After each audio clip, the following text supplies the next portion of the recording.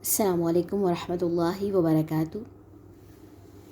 آج ہم پڑھیں گے سورہ بقرہ کا لیسن آیت نمبر 65 اور 66 کا۔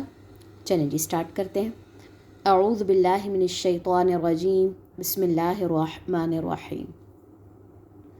وَلَقَدْ اور البتہ تحقیق، علمتم جان لیا تم نے، الذین ان کو جو، اعتدوا حد سے نکل گئے، منکم تم میں سے، فی السبت سبت ہفتے کے دن میں، فقلنا تو کہا ہم نے، لہم ان سے، کونو ہو جاؤ، قردۃً بندر، خاسئین ذلیل و خوار، فجعلناہا تو بنا دیا ہم نے اس واقعے کو، نکالاً عبرت، لما اس کے لیے جو، بین یدیہا سامنے تھے ان کے، وما اور جو، خلفہا پیچھے یعنی کہ بعد ہوں گے ان کے، وموعظۃً اور نصیحت، للمتقین متقی لوگوں کے لیے۔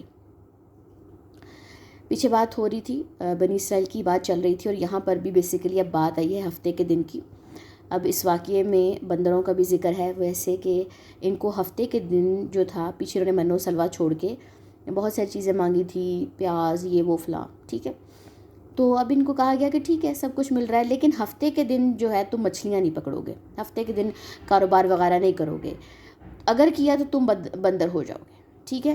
تو بنا دیا ہم نے اس واقعے کو عبرت ان کے لیے، سامنے جو ان کے تھے، جو ان کو دیکھ رہے تھے، اور جو بعد بھی ان کے آئیں گی جنریشنز پہ جنریشنز، وہ بھی وہ واقعہ دیکھ لیں گے، اور اس میں صرف نصیحت پکڑیں گے اس واقعے سے متقی جو اللہ سے ڈرنے والے ہیں، کیونکہ بنی اسرائیل جو تھے وہ حد سے نکل گئے تھے۔ کیا کرتے تھے، جمعے کے دن جال لگا دیتے تھے، ہفتے والے دن کی مچھلیاں اس جال میں پھنستی تھی، اور اتوار کو وہ جال نکال لیتے، وہ کہتے ہم نے تو نہیں اتوار کو پکڑی، ہم تو اس کو سنڈے کو ہی لے رہے ہیں۔ لیکن چونکہ انہوں نے ہیلہ سازی کی، بہانہ بازی کی، اللہ تعالیٰ نے ان کی ساری آنے والوں کے لیے بھی اور جو ان کے سامنے سب کے لیے ایک مثال اور ایک عبرت بنا کے رکھ دیا، ان کو بندر بنا دیا۔ ٹھیک ہے جی، ڈیٹیل میں ہم انشاءاللہ تعالیٰ نیکسٹ آنے والی آیات میں اس واقعے کو بھی پڑھیں گے۔ چلیں جی اب اس کی تلاوت کر لیتے ہیں۔ وَلَقَدْ عَلِمْتُمُ الَّذِينَ اعْتَدَوْا مِنْكُمْ فِي السَّبْتِ